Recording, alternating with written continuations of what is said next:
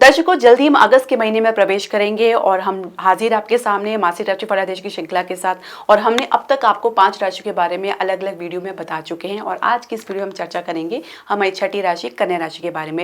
यानी कन्या राशि के जातकों के लिए अगस्त का महीना कैसे रहेगा, जो ग्रह गोचर की स्थिति बनेगी उसके आधार पर पूरा विश्लेषण हम आपके सामने प्रस्तुत करेंगे। यानी इसका प्रभाव आपके स्वास्थ्य में किस प्रकार का देखने को मिलेगा, क्या सावधानी आपको बरतनी है, इसके अलावा आपकी शिक्षा और करियर में किस प्रकार का उतार चढ़ाव से गुजरना पड़ सकता है, क्योंकि बहुत सारे ग्रह गोचर के अलावा शनि वक्री अवस्था में चल रही हैं और आपके लग्नेश भी वक्री अवस्था में आएंगे। तो इस प्रकार कुछ ना कुछ परिणाम आपको इसके संदर्भ में जरूर देखने को मिलेगा।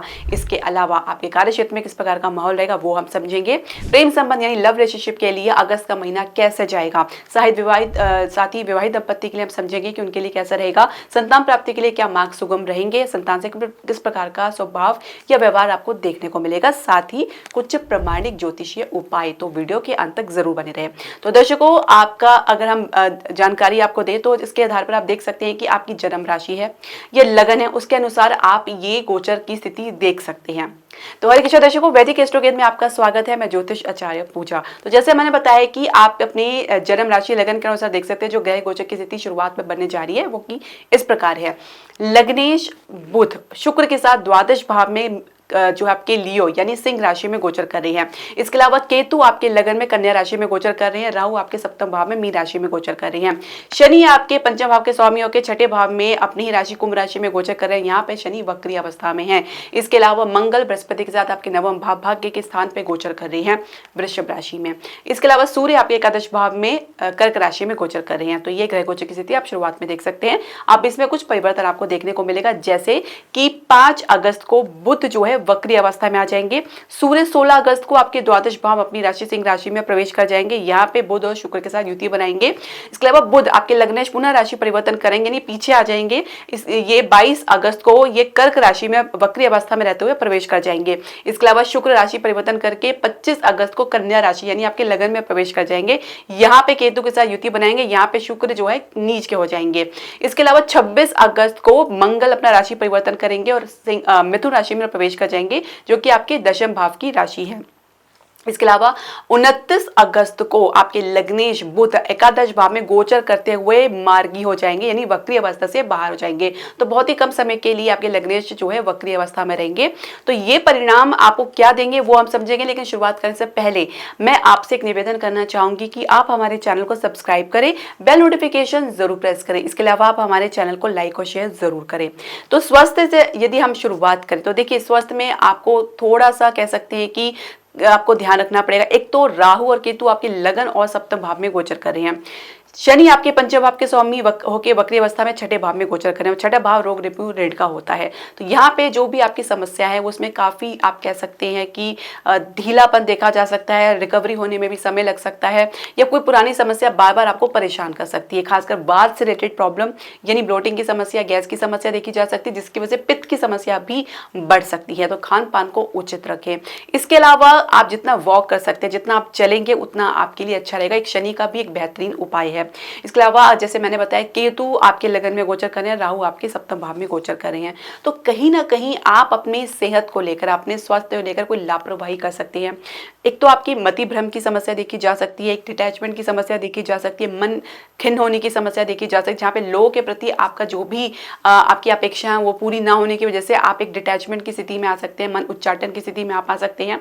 तो ये भी देखा जा सकता है। इसके अलावा लग्नेश क्योंकि आपके द्वादश भाव में गोचर करे तो स्किन से रिलेटेड प्रॉब्लम, इरिटेशंस या कुछ स्किन इन्फेक्शन, शुगर की समस्या, इस प्रकार की समस्या देखी जा सकती है। घबराहट होना, इस प्रकार के नर्वस सिस्टम से रिलेटेड समस्या भी देखी जा सकती है। और इसमें काफ़ी आपको अगर पहले से प्रॉब्लम है तो काफ़ी उतार चढ़ाव या फ्लक्चुएशन देखा जा सकता है, क्योंकि बुध इसमें जो वक्री अवस्था में आएंगे आपके जो 5 अगस्त में, और ये लगभग 29 अगस्त तक वक्री अवस्था में रहेंगे।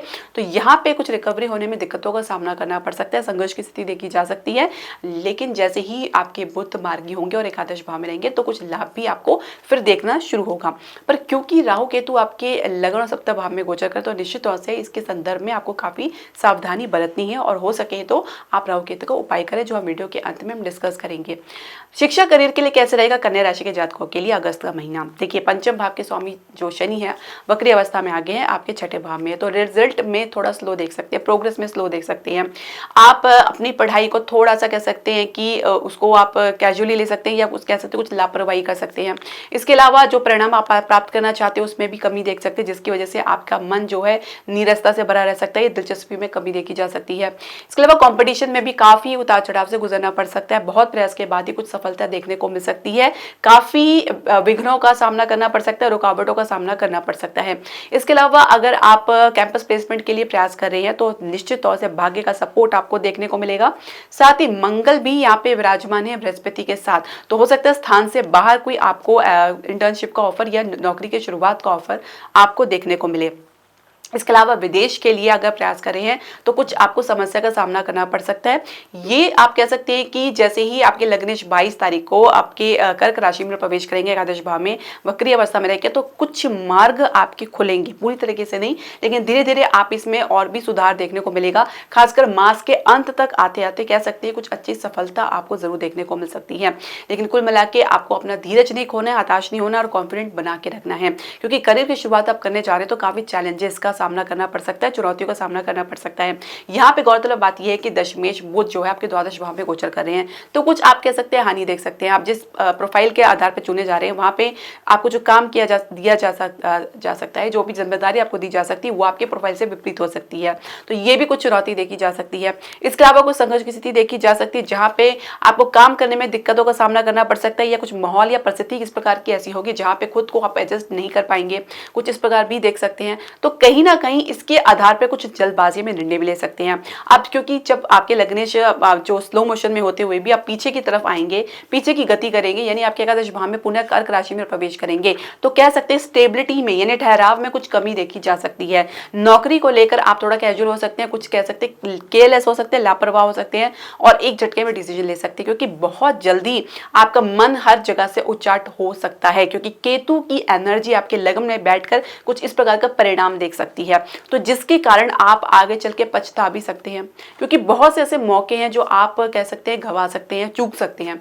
तो बहुत ही सोच समझकर आपको डिसाइड करना है। आप अपनी कोई भी डिसीजन ऑन द स्पॉट बिल्कुल क्विकली ना लें, कुछ सोच समझ के लिए कुछ पॉज करें, अपने आप को कुछ आपको ठहराव लेकर आए, तब उसके बाद डिसाइड करिए। तो हो सके तो किसी से सलाह करके, किसी से मशवरा करके आप कोई भी डिसीजन ले, लेकिन जल्दबाजी में बिल्कुल भी कोई डिसीजन ले लें, क्योंकि अगर आप शुरुआत में कुछ आपको दिक्कतों का सामना करना पड़ रहा है तो इसका मतलब यही नहीं कि वो आगे कंटिन्यू रहेगा। बहुत जल्दी आपकी जो स्थिति है सुधार में आएगी, सुधार देखने को मिलेगा। इसके अलावा अधिकारी से कुछ आपको कह सकते हैं कि कुछ सपोर्ट की कमी देखी जा सकती है, खासकर मध्य अगस्त के बाद। अब कार्यक्षेत्र की यदि हम बात करें तो कार्यक्षेत्र की यदि हम बात करें, जो पहले से नौकरी पेशा लोग हैं उनके लिए कैसा रहेगा। आप देखिए दशमेश आपके जो लग्नेश भी है द्वादश भाव में गोचर करें, तो फिलहाल अभी काफी कह सकते हैं कि काम बनने में दिक्कतों का सामना करना पड़ रहा है, आपकी क्रिएटिविटी में कुछ कमी देखी जा सकती है, आपके आइडियाज फ्लॉप हो रहे हैं, ये कुछ आपके परामर्श है, जो आपकी सलाह है वो कारगर साबित नहीं हो रही है, वो किसी प्रकार से कुछ कह सकते हैं कि कुछ कमी के चलते काम भी पूरा नहीं हो पा रहा है, कुछ ना कुछ कमी देखने को मिल सकती है। अब वक्री अवस्था आने के बाद ये और भी ज्यादा स्लो हो जाएगा, आपकी जो भी काम करने की जो स्पीड है और ज़्यादा स्लो हो जाएगी, कुछ रुकावटों का सामना करना पड़ सकता है, जिसकी वजह से काम आगे के लिए डिले देख सकते हैं, आगे के लिए टल सकता है, कुछ इस प्रकार की समस्या देखी जा सकती है। अब आपके जो सूर्य हैं वो अपनी राशि में प्रवेश करेंगे हालांकि, लेकिन द्वादश भाव में प्रवेश करेंगे। यहाँ पे जो सूर्य डेड माने जाते हैं, नहीं मरण कारक के स्थान पर मारे जाते हैं, तो यहाँ पे उनकी जो स्ट्रेंथ होती है, उनकी जो ताकत होता है, उनका बल होता है वो जीरो हो जाता है। तो यहाँ पे बैठ के अधिकारी के साथ आपके संबंध को खराब कर सकते हैं, आपके कॉन्फिडेंस में गिरावट कर सकते हैं, आपके स्टेटस में गिरावट कर सकते हैं, और ये भी संभव है कि आप बहुत प्रयास करने के बावजूद भी आपको सफलता ना मिले, और जिसकी वजह से आपके कॉन्फिडेंस में गिरावट देखने को मिल सकती है। तो देखिए मध्य अगस्त के बाद कुछ इस प्रकार की समस्या देखी जा सकती है, लेकिन फिर भी आप कह सकते हैं कि जैसे ही आपके लग्नेश आपके एकादश भाव में प्रवेश करेंगे और वक्री अवस्था से बाहर आएंगे यानी 29 अगस्त को, उसके बाद धीरे धीरे जो चीजें हैं वो सामान्य होती शुरू हो जाएंगी।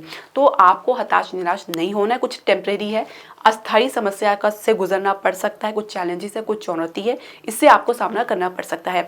इसके अलावा अगर आप नई नौकरी के लिए अगर आप बात करें, आप उसके लिए प्रयास कर रहे हैं, तो वो भी वही बात है कि आपको फिर से कह सकते हैं कि काफ़ी संघर्ष के साथ आपको सफलता मिल सकती है, मिलने मिलते भी बात रह सकती है, क्योंकि बात बनते बनते भी रह सकती है। तो बहुत ज़्यादा विलंब या डिले देख सकते हैं, बहुत ज़्यादा एक स्लो प्रोग्रेस दे सकते हैं आपको आपके नई नौकरी के प्रयास में।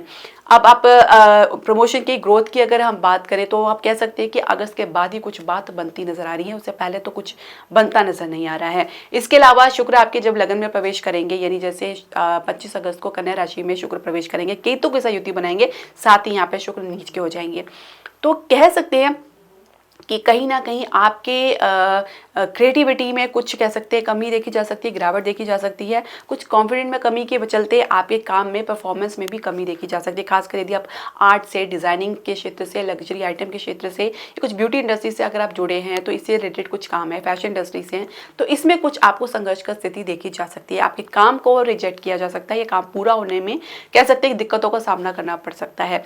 तो आप धैर्य से काम लें और आप इन ग्रहों का उपाय करेंगे तो निश्चित तौर से आप किसी भी समस्या से बाहर जरूर आएंगे। समस्या आएंगी लेकिन आपका कुछ बिगाड़ नहीं पाएंगे, तो उपाय इसी प्रकार का काम करते हैं। अब आप अपने कॉन्फिडेंट बनाए रखें और स्थान से बाहर काफ़ी आपको यात्राएं करनी पड़ सकती है, इसकी भी संभावना बनी हुई है। हालांकि केतु की नेगेटिव एनर्जी को बृहस्पति काफ़ी हद तक कंट्रोल कर रहे हैं, तो आप कह सकते हैं कि एक मिला जुला रिस्पॉन्स या आपके स्वभाव में कुछ उतार चढ़ाव देख सकते हैं। At the end of the day आप यही सोचेंगे कि आपने जो भी निर्णय लेना है वो सोच समझ के लेना है, तो कहीं ना कहीं बृहस्पति की वजह से कुछ ठहराव या राहत आपको देखने को मिल सकती है। अब व्यवसायिक यदि हम बात करें तो देखिए सप्तम भाव में राहु गोचर करें, सप्तमेश भाग्य स्थान में है, स्थिति पहले से बेहतर है, काफी बेहतर है। कुछ बड़े प्रोजेक्ट्स में आपका इंटरेस्ट देखने को मिल सकता है, कुछ बड़े प्लानिंग कर सकते हैं, कुछ बड़ा रिस्की प्रोजेक्ट आप लेना चाहेंगे, इसके लिए भी काफी भाग दौड़ करनी पड़ सकती है। स्थान से बाहर आप काफी यात्राएं कर सकती हैं। इसके अलावा अगर आप शेयर मार्केट में कुछ निवेश करना चाह रही हैं तो फिलहाल अभी समय उपयुक्त बिल्कुल नहीं है, क्योंकि अभी शुक्र जो है द्वादश भाव में गोचर करें द्वितीय घर के स्वामी होकर, और उसके बाद आपकी केतु के साथ युति बनाएंगे। फिलहाल काफी समय तक आप कह सकते हैं कि इसको आप आगे के लिए डाल दें। रियल स्टेट में जरूर आपको कह सकते हैं कि एक अच्छी शुरुआत ओपनिंग देखी जा सकती है अगस्त के महीने में। भाग्य का सपोर्ट तो है ही, साथ ही मंगल का सपोर्ट भी आपको देखने को मिलेगा। खासकर मंगल जब आपके दशम भाव में प्रवेश करेंगे और आपके चतुर्थ भाव में इनकी दृष्टि पड़ेगी, तो आप कह सकते हैं कि एक अच्छी एक सुदृढ़ आपके लिए एक बेस तैयार हो सकता है। एक आप कह सकते हैं प्रॉपर्टी से लाभ तो मिलेगा ही, साथ ही अगर आप व्हीकल यानी ट्रांसपोर्टेशन के बिजनेस में वहां पे से भी आपको लाभ प्राप्त हो सकता है। फाइनेंशियल सेक्टर में शुरुआत में थोड़ा कह सकते हैं कि आपको मजबूती देखने को मिल सकती है, लेकिन कई बार इससे फ्लक्चुएशन से गुजरना पड़ सकता है, कई बार उतार चढ़ाव से गुजरना पड़ सकता है। इसके अलावा आपके जैसे ही लग्नेश वक्री अवस्था से बाहर आते हैं तो निर्णय लेने की क्षमता में आपकी तीव्रता देखी जा सकती है। कुछ चीजें आपके सामने क्लियर होंगी और बहुत सारी क्लैरिटी अगर आपकी बनेगी तो आप कह सकते हैं कि आप अपने भीतर कुछ समर्थ महसूस कर सकते हैं। कॉन्फिडेंट को आपको बनाए रखना है। किसी भी प्रोजेक्ट को हाथ में लेने से पहले उसके बारे में अच्छे से जानकारी हासिल जरूरी है, क्योंकि अगर आप विदेश के लिए भी प्रयास कर रहे हैं तो कहीं ना कहीं इसकी वजह से कुछ प्रॉब्लम आपको देखने को मिल सकती है, क्योंकि राहु अभी आपके सप्तम भाव में गोचर करे तो मति भ्रम भी दे सकते हैं या आपको किसी भ्रमित प्रोजेक्ट में भी डाल सकते हैं, तो इससे आपको बचना होगा। दर्शकों, आप समझ लेते हैं आपके प्रेम संबंध के लिए अगस्त का महीना कैसा रहेगा कन्या राशि के जातकों के लिए। जैसे मैंने बताया कि पंचमेश शनि जो है छठे भाव में वक्री अवस्था में गोचर करें, स्थिति पहले से ही थोड़ी सी नाजुक चल रही है, आगे चल के थोड़ी और नाजुक हो सकती है। देखिए बात बनते बनते बिगड़ सकती है, या कह सकते हैं कि एक डिस्टेंस आप लोगों के बीच में जो कवर नहीं हो पा रहा है, बहुत कोशिश करने के बावजूद भी कहीं ना कहीं आप लोगों के बीच में बात रह जाती है, जिसकी वजह से बात आगे नहीं बढ़ पा रही है, कुछ विलंब देख रहे हैं। इसके अलावा कुछ पुरानी समस्या भी देखने को मिल सकती है, और ये भी संभव है कि कोई पुराने कॉन्टेक्ट्स आपके पुराने संबंध आपकी लाइफ में पुनः आने का प्रयास करें, इसकी भी प्रबल संभावना बनी हुई है। अब विवाह के लिए अगर आप प्रयास करें तो निश्चित तौर से आप समझ लीजिए कि अभी समय लग सकता है। कहीं ना कहीं आप ही खुद इसके लिए कॉन्फिडेंट महसूस नहीं करेंगे, कहीं ना कहीं आपके भीतर भी इस संबंध को लेकर कुछ शंका देखी जा सकती है। आप समय लेना चाहेंगे, पूरा सोच विचार करना चाहेंगे। हालांकि परिवार का सपोर्ट में भी थोड़ा कह सकते हैं कि उतार चढ़ाव या कमी देखी जा सकती है, कहीं सपोर्ट मिलेगा कभी नहीं मिलेगा।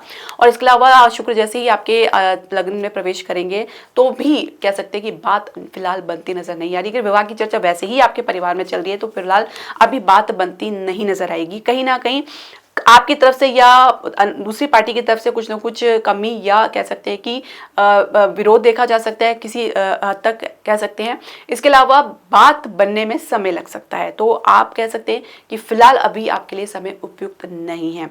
अब वही बात हम चर्चा करेंगे विवाहित दंपत्ति के लिए, क्योंकि जो कि सप्तम भाव में राहु गोचर कर रहे हैं और सप्तम मेष हालांकि नवम भाव में है।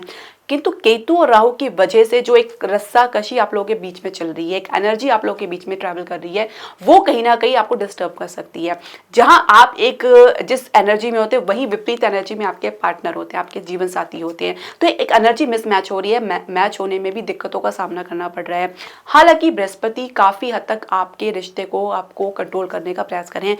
कहीं ना कहीं आपके भीतर एक प्रकार की जाने देने की भी, लेट गो की भी आप कह सकते हैं कि एक प्रकार से देखा जा सकता है आपके अंदर।